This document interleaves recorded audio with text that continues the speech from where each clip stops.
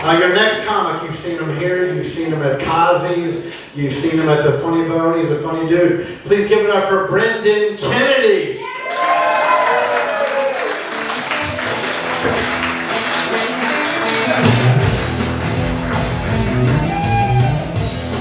How you doing, Bush?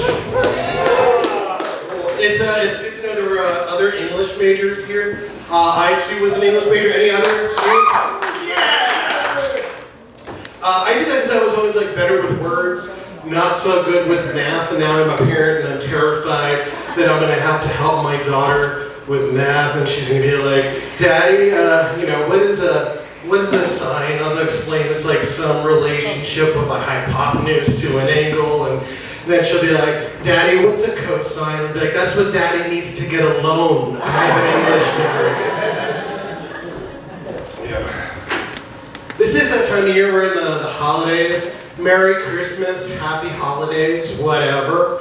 I think about my childhood, and it was always so complicated to me because your parents, when you were growing up, would always tell you, they'd be like, you better be good, Santa's watching. Then you get a little bit older and you find out Santa Claus isn't real. But then your parents are like, you have to be good because Jesus is watching. Then you get a little bit older and you find out Jesus isn't real. And you're like, at least Mom and Dad still love each other. Oh no. Yeah. But now that I'm an adult, I feel like when you're a kid, you try to be good all year, and this is like the time of year where you find out if you made all the right decisions, if you were a good boy. And as an adult, now you find out when you get your blood work done at the doctor's office. That's about where I am now. I'm at that age now where every time I go to the doctor, I'm getting urinalysis done. They're pulling blood and looking at that. I show up with a stool sample. They don't actually ask for that. I'm just an overachiever. I'm like, here, you guys want some? They never do, but I'm doing my best to take care of myself these days. I want to be old.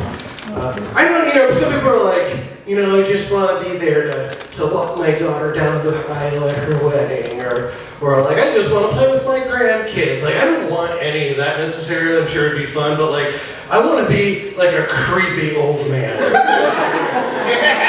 cannot wait to be a creep. I've met so many just hilarious, unexpectedly just bizarre old men in my life. They've come to me in moments where I don't expect it. It's like when you meet Jesus and he's actually like a homeless beggar and you show him kindness. That's how I meet these creepy old men. I remember one day I was working in a grocery store. I was giving out samples of something, and this old man comes up and decides he's going to engage me in conversation. And I'm like, oh, okay. He's like, how's your day going? I'm like, it's fine. He goes, you hear about the guy who had 5 dicks?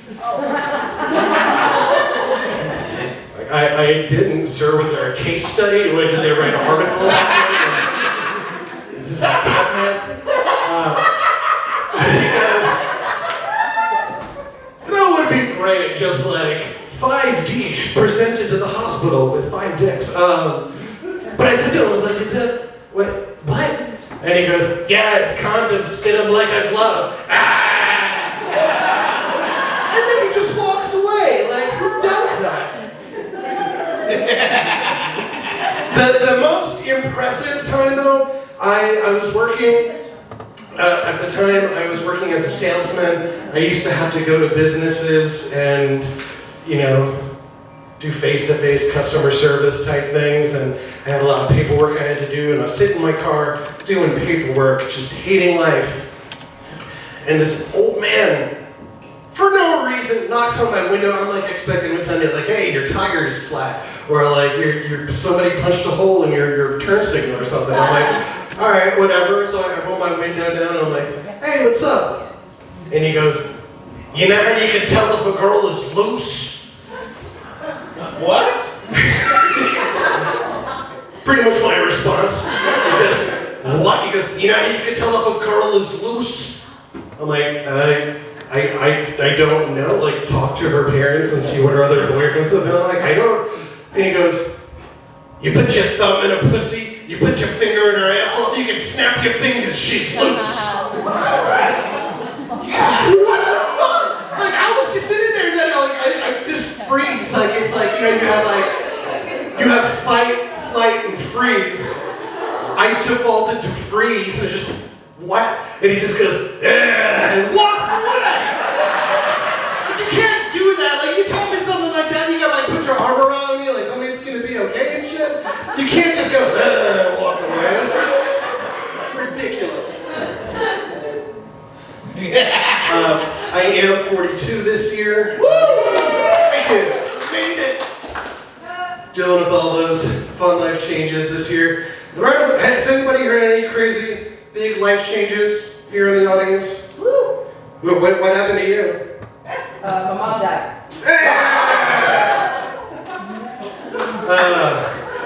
At least she's not interrupting in conversations anymore, right? I am sorry to hear about your mother passing away. No, I had to deal with a loss.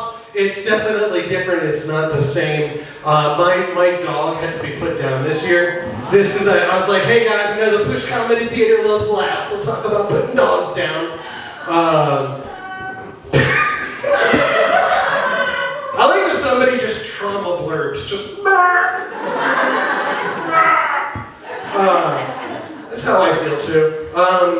It sucks when you have to put your dog down. Like, we had our dog many years.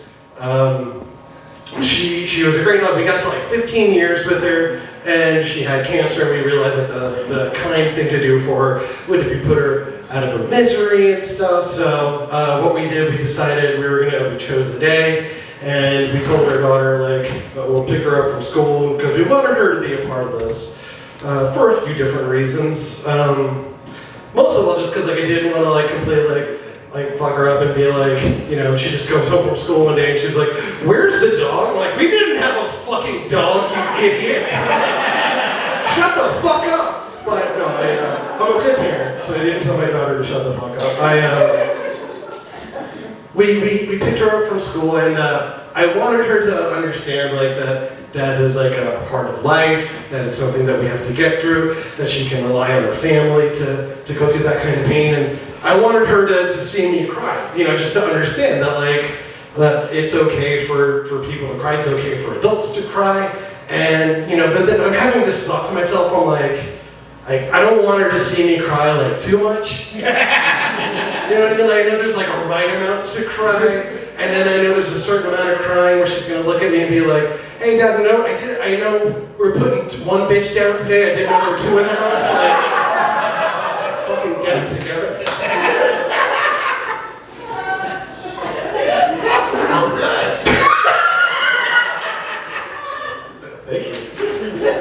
I take the trauma, I take the blurb, and I make a ha out of it. That's the goal. So yeah, I am a parent. She is 6 years old now. She is fantastic. It is cool watching your kid grow up because you get them and you meet them at the hospital, and they're just like the beginnings of a nervous system. Like, they can't really even control their limbs. They just kind of like flap around in their crib, and they know to like pee and poop and like suck. That's all they know. And then the longer you have them, the more you start to see this like personality emerge. And it's so satisfying to see the person they become, because like you start to see them sometimes like say things that you say, or like mirror behaviors that you have. And you think to yourself, like, is it nature? Is it nurture? Like, I'll give you an example. Like, the other day, I came home from work, and my daughter was sitting on the couch, like, halfway through a six-pack. Like, I can't believe the ponies lost again!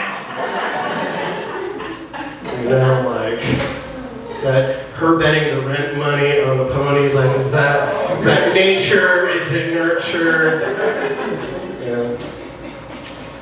We have lots of really fun conversations. I want my daughter to learn a lot of different things. One day, we're hanging out, and we don't really have like a religious family, but I want her to like know like the reference points. So like, you know, somebody talks about something in front of her, she gets it. So we were talking about King Solomon, and how somebody had like, these two women had an issue. And King Solomon was so smart and so wise, he found the right way to fix this issue. And there were two women who had a baby. And one of them was saying, I'm the child's mother. And this other woman was like, no, I'm the child's mother. So I'm telling my daughter this story. And I'm like, so what do you think King Solomon did? And she stops and thinks for a moment, and she goes, he asked the two ladies who had the biggest nipples. Which I just wrote, it totally makes sense. Whoever's breastfeeding is gonna have the biggest nipples. She's fucking 6 years old. She's smarter than some fucking asshole who's like, cut the kid in half.